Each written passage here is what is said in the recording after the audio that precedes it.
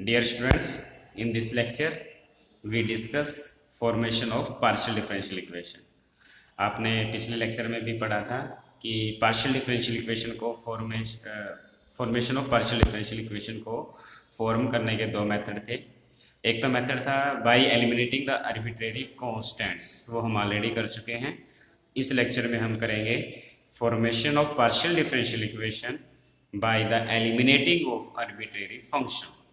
Suppose we have a relation between x, y and z of the type f of u, v is equal to 0। Clear बच्चों, हमारे पास एक relation है x, y और z में, और किस type से वो रिलेशन दे रखी होगी, f of u, v is equal to 0। यहाँ पर u और v क्या है बच्चों, where u and v are known as function of x, y and z। u और v हमारे पास क्या है, u and v are the function of x, y and z and f is an arbitrary function। f हमारे पास क्या है, arbitrary function है u and v का। Clear students, यहाँ से मैं क्या लिख रखा है, f is an arbitrary function of u and v and u and v are the function of x, y and z, और here z is the dependent variable and x and y are the independent variable। now with that z को हम क्या लेंगे, यहाँ पर z को हम dependent variable लेके चलते हैं, x और y को हम क्या लेके चलते हैं बच्चों, इंडिपेंडेंट वेरिएबल। तो हमारा टारगेट क्या है, आर्बिट्रेरी फंक्शन को एलिमिनेट करना, मतलब f को यहाँ से एलिमिनेट करना। तो इसको एलिमिनेट करने का सबसे फर्स्ट स्टेप क्या है, इसको जो f ऑफ u, v जो गिवन इक्वेशन होगी बच्चों, उसको हम इक्वेशन नंबर 1 लेंगे, इसको डिफरेंशिएट कर दो with respect to x। Differentiating 1 with respect to x we have. अब आपने क्या देखा कि f ऑफ u, v इसका डेरिवेटिव विद रिस्पेक्ट टू हम क्या कर रहे हैं, x, but it is a function of f is the function of u and v and u और v are the function of x, y and z। Okay, तो इसको कैसे derivative करेंगे बच्चों, f किसका फंक्शन है, u और v का, तो करली f by curly u, but u किसका फंक्शन है, u is the function of x, y and z, तो इसलिए आगे क्या आएगा, curly u by curly x, और derivative of x with respect to x, क्योंकि differentiate with respect to x कर रहे हैं, प्लस u y का भी फंक्शन है तो curly u by curly y, और derivative of y with respect to x, plus u z का भी फंक्शन है तो इसलिए curly u by curly z, और z का derivative with respect to x, plus साथ में f किसका भी फंक्शन है, यहाँ तो u था, अब f किसका भी फंक्शन है, v का भी तो है, इसलिए क्या आएगा बच्चों, curly f by curly v, और v का derivative with respect to, because अब v क्या है, v is the function of x, y and z, तो इसलिए v का derivative with respect to x, x का derivative with respect to x, plus partial derivative of v, curly v by curly y, curly y by curly x, plus curly v by curly z, और curly z by curly x is equal to 0। Clear students, f का function था u और v का, इसलिए f का derivative u और v के corresponding होगा, और u किसके फंक्शन है, u और v are the function of x, y and z, इसलिए u का derivative with respect to x, y और z होगा। क्लियर, नेक्स्ट स्टेप में curly f by curly u same, curly u by curly x, ये आपके पास 1 बन जाएगा, y का derivative with respect to x, y and x are the independent variable, so derivative of y, partial derivative of y with respect to x क्या बन जाएगा, 0, तो ये पूरी टर्म क्या आ जाएगी बच्चों, 0, curly u by curly z dot curly z by curly x। Clear, plus में फिर आपके पास टर्म है curly f by curly v, okay, और v का derivative with respect to x, x का derivative with respect to x 1 आ जाएगा, y का derivative with respect to x 0 बन जाएगा, और ये same term curly v by curly z, और curly v by curly z, derivative of curly z by curly x is equal to 0। Okay, similarly curly f by curly u by curly x लिखा इसको, curly u by curly z, इस term को same रखा, curly u by curly z, और इस term को हम क्या लिख सकते हैं, करली z बाई, हमें पता है कि जो करली z बाई करली x रहता है वो उसको हम क्या लिख सकते हैं, हम p लिख सकते हैं, तो इसको हमने किससे रिप्लेस कर दिया बच्चों, p से, करली f by curly v bracket में, करली v बाई करली x से 0 को हटा देते हैं, करली v बाई करली z, यहाँ पे क्या है बच्चों, करली v बाई करली z, और curly z by curly x, इसको क्या लिखा जा सकता है, p। चलिए स्टूडेंट्स, ओके, तो हमारे पास क्या बना, अब इससे करली f बाई करली u, आप क्या कर लेते हैं बच्चों, ये जो टर्म है इसको राइट हैंड साइड में रख लेते हैं, इसको लेफ्ट हैंड साइड में ले जाते हैं, इनमें से एक टर्म को राइट में रख लेते हैं, एक टर्म को लेफ्ट हैंड साइड में ले जाते हैं, तो आपके पास क्या बन जाएगा, करली f बाई करली u, और इसके साथ क्या है, करली u by curly x, plus करली u बाई करली z के साथ p है, और जो वो टर्म थी उसको राइट हैंड साइड में लेंगे, माइनस करली एफ बाई करली वी हो जाएगा, curly v by curly x plus curly v by curly z के साथ क्या है पी। अब क्या कर लेते हैं, करली एफ बाई करली वी को यहाँ नीचे ले आते हैं, तो आपके पास बन जाएगा curly f by curly you के नीचे आ जाएगा curly f by curly v which is equal to minus के साथ टर्म है curly v by curly x plus curly v by curly z into में पी, और ये जो टर्म है इसको राइट हैंड साइड में लेके आएंगे तो नीचे आ जाएगी करली u by curly x plus curly u by curly z into में पी, और इसको बच्चों क्या ले लेते हैं इक्वेशन नंबर 2। क्लियर। सिमिलरली हम इस इक्वेशन को डिफ्रेंशिएट करेंगे विद रिस्पेक्ट टू वाई। तो जैसे आपने with respect to x derivative किया था, सिमिलरली हम इसको डिफरेंशिएट करेंगे विद रिस्पेक्ट टू वाई। तो उस सिचुएशन में हमारे पास क्या बन जाएगा बच्चों, curly f by curly u by curly f by curly v is equal to minus, यहाँ curly v by curly x था तो यहाँ क्या आ जाएगा curly v by curly y आ जाएगा, plus curly v by curly z same रहेगा, वहाँ पी बनता था, यहाँ पर क्या बन जाएगा बच्चों क्यू बन जाएगा। सिमिलरली लिख सकते हैं, और सिमिलरली यहाँ करली यू बाई करली एक्स था तो यहाँ बन जाएगा curly u by curly y plus curly u by curly z, और यहाँ वहाँ पी था तो यहाँ पर क्या बन जाएगा क्यू, और इसको इक्वेशन नंबर क्या दे देते हैं बच्चों 3। अब हमने एलिमिनेट किसको करना था, एफ को। आपको दिख रहा है कि इक्वेशन नंबर 2 और इक्वेशन नंबर 3 से एफ इजीली एलिमिनेट हो सकता है अगर हम दोनों को क्या कर दें आपस में डिवाइड कर दें। इक्वेशन 2 को जब इक्वेशन 3 से डिवाइड करेंगे तो ये टर्म इस टर्म को कैंसिल कर देगी, एफ इनमें एफ है नहीं तो इसका मतलब हमारे पास एफ एलिमिनेट हो जाएगा। तो now eliminating f from 2 and 3 we get dividing 2 and 3, 2 को 3 से डिवाइड कर दिया और माइनस से माइनस कट कर दिया, तो आपके पास टर्म क्या बचती है बच्चों, curly v by curly x plus curly v by curly z के साथ पी है, और इसके नीचे क्या है curly u by curly x plus curly u by curly z और पी। इस टर्म को राइट हैंड साइड में ले जाते हैं, मतलब क्रॉस मल्टीप्लाई कर दिया तो आपके पास ये आ जाएगा curly v by curly y plus curly v by curly z के साथ Q divide by curly u by curly y plus curly u by curly z के साथ क्या है क्यू। अब इनकी हम क्या कर लेते हैं बच्चों क्रॉस मल्टीप्लाई, और टर्म में एडजस्ट कर लेते हैं, वो टर्म में इकट्ठी कर लेते हैं जिनमें से स्मॉल पी कॉमन आता है, और वो टर्म इकट्ठी कर लेते हैं जिनके साथ स्मॉल क्यू कॉमन आता है। बाकी जो रिमेनिंग टर्म है उनको हम कहाँ ले जाते हैं बच्चों, राइट हैंड साइड में। तो स्मॉल पी के साथ जो टर्म आती है उसका नाम हम क्या रख देते हैं बच्चों कैपिटल पी, स्मॉल क्यू के साथ जो टर्म आई है बच्चों उसका नाम हम क्या रख देते हैं capital Q, and right hand side में जो टर्म है उसको हम क्या लिख सकते हैं आर। तो क्लियर स्टूडेंट्स, इस टाइप की जो डिफरेंशियल इक्वेशन बनी that is the required partial differential equation, और इस इक्वेशन में एफ क्या है एलिमिनेट हो चुका है। क्लियर है स्टूडेंट। इस टाइप की जब पार्शियल डिफरेंशियल इक्वेशन दे रखी हो F of you comma V, जहाँ F is an arbitrary function है यू और वी का, यू और वी आगे जाके एक्स वाई और जेड के फंक्शन है, जेड हमारे पास डिपेंडेंट वेरिएबल रहेगा, एक्स और वाई अगर हमारे पास इंडिपेंडेंट वेरिएबल है तो स्टेप क्या है, फर्स्ट पहले उस इक्वेशन को पार्शियल डेरिवेटिव कर दो विद रिस्पेक्ट टू एक्स, फिर उसको विद रिस्पेक्ट टू वाई कर देते हैं, फिर इक्वेशन नंबर सेकंड और थर्ड उन दोनों को आपस में डिवाइड करने से और क्रॉस मल्टीप्लाई करके एफ हमारा क्या है एलिमिनेट हो जाता है। Clear students.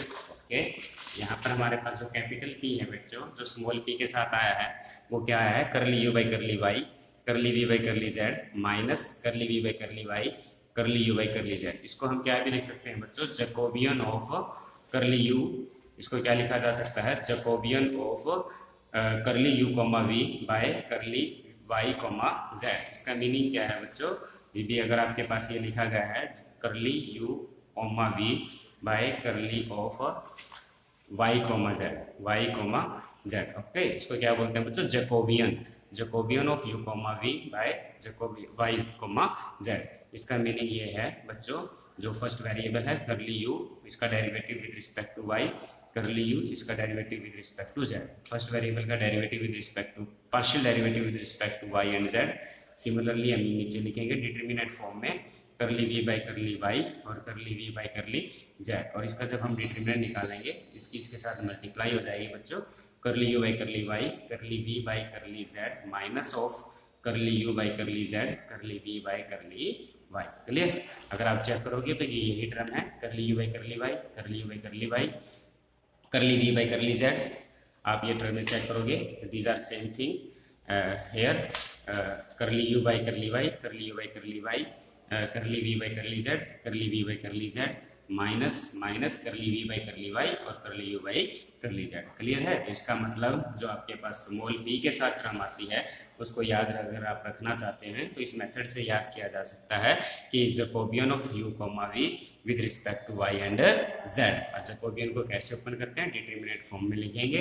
पहले सबसे पहला फर्स्ट वेरिएबल उठाएंगे, फर्स्ट वेरिएबल का partial derivative y and z के कोरोस्पोंडिंग, फिर सेकंड वेरिएबल उठाएंगे और उसका पार्शियल डेरिवेटिव y और z के कोरोस्पोंडिंग। क्लियर है। सिमिलरली इसी टाइप से हम क्यू को स्मॉल क्यू के साथ जो टर्म उसको कैपिटल क्यू से रिप्रेजेंट करते हैं और वो किसके इक्वल है, Jacobian of u, v with respect to z and x। और जो राइट हैंड साइड में टर्म है बच्चों जिसको हमने r लिखा है उसको हम क्या लिख सकते हैं, Jacobian of u, v by x, y। अगर आप उनको याद रखना चाहते हो कि स्मॉल p के साथ क्या टर्म आती है तो इस मेथड से आप इजीली याद रख सकते हैं। स्मॉल p, स्मॉल q और r के टर्में क्या हैं उनको आप इस जैकोबियन मेथड से हम क्या है याद कर सकते हैं। द इक्वेशन फॉर, जो पीछे इक्वेशन बनी थी, जो इक्वेशन थी, ये कैपिटल P के small p, capital Q small q is equal to r। ये जो इक्वेशन नंबर 4 है, that equation 4 is a partial differential equation of first order. Clear students, now we discuss some note on that topic. If the given relation between x, y, z contains two arbitrary function, अगर आपके पास कितने arbitrary function हो, अभी तो जो हमने article किया है बच्चों उसमें f एक आर्बिट्रेरी कांस्टेंट था, अगर एक से ज्यादा मतलब टू आर्बिट्रेरी फंक्शन हो जाए then the derived partial equation will contain partial derivative of order higher than 2 और except in particular cases. Clear है बच्चों। अगर आपके पास दो आर्बिट्रेरी कांस्टेंट आ जाए तो आपके पास जो पार्शियल डिफरेंशियल इक्वेशन बनेगी वो या तो 2 ऑर्डर की बनेगी या उससे हायर ऑर्डर की बनेगी। क्लियर है। The partial differential equation 4 derived into, इससे पहले वाले आर्टिकल में जो हमने पार्शियल डिफरेंशियल इक्वेशन ड्राइव की थी इज ए लीनियर, वो क्या थी आपके पास एक लीनियर थी, that is power of p and q are both unity. Power p और q की क्या थी आपके पास, बोथ यूनिटी थी, मतलब 1 थी। y का partial differential equation 4 derived in 1, जो फर्स्ट केस में हमने ड्राइव की थी वो need not be linear. Clear है। मत कहने का मतलब ये है कि जो इक्वेशन नंबर 1 यहाँ हमने ड्राइव की है इस केस में आर्बिट्रेरी फंक्शन को एलिमिनेट करके जो पार्शियल डिफरेंशियल इक्वेशन आई है इसमें p और q, स्मॉल p और स्मॉल q की पावर क्या है 1 है, तो इसका मतलब ये क्या है लीनियर पार्शियल डिफरेंशियल इक्वेशन है।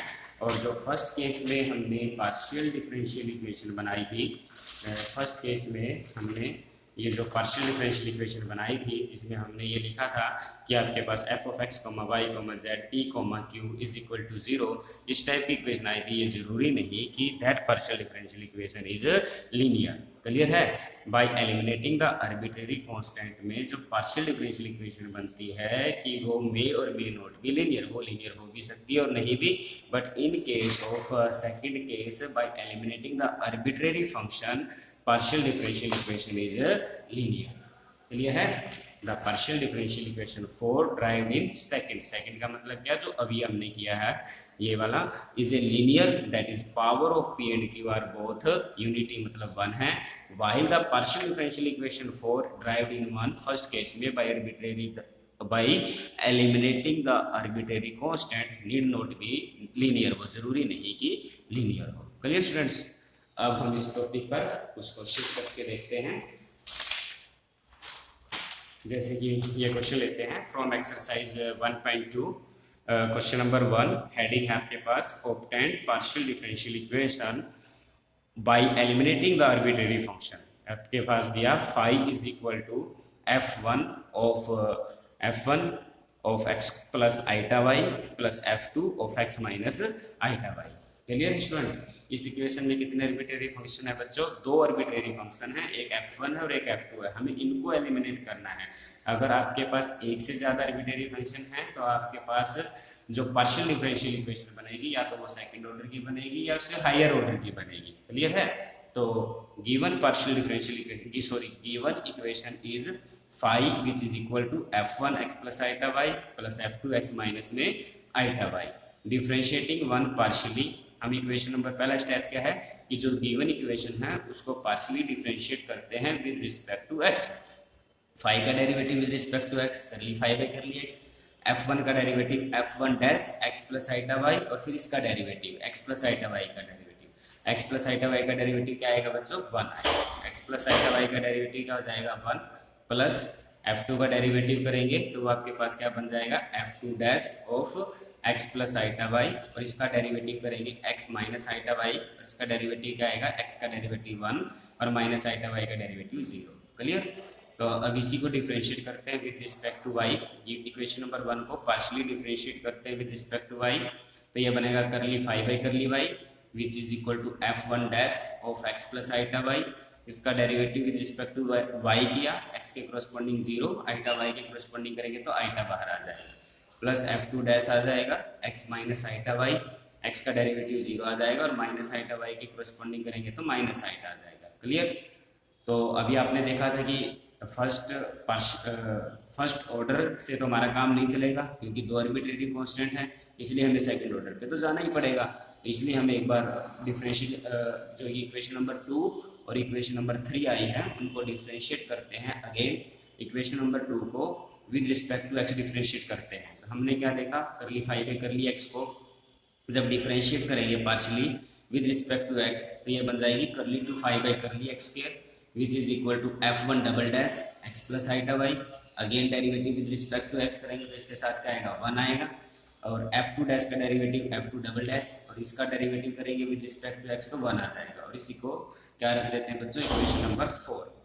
Again differentiating equation number 3 with respect to y. Equation number 3 को with respect to y differentiate करते हैं तो क्या बनेगा, curly two 5 by curly y square, f1 dash का डेरिवेटिव आ जाएगा f1 डबल डैश, और x प्लस आइटा वाई, इसका डेरिवेटिव करेंगे बच्चों आइटा, आइटा इसके साथ पहले था तो आइटा स्क्वायर बन जाएगा, प्लस f2 डैश का डेरिवेटिव करोगे तो f2 डबल डैश आ जाएगा x माइनस आइटा वाई, और इसका derivative with respect to y करेंगे तो माइनस आइटा आ जाएगा, माइनस आइटा पहले था तो माइनस आइटा और माइनस आइटा।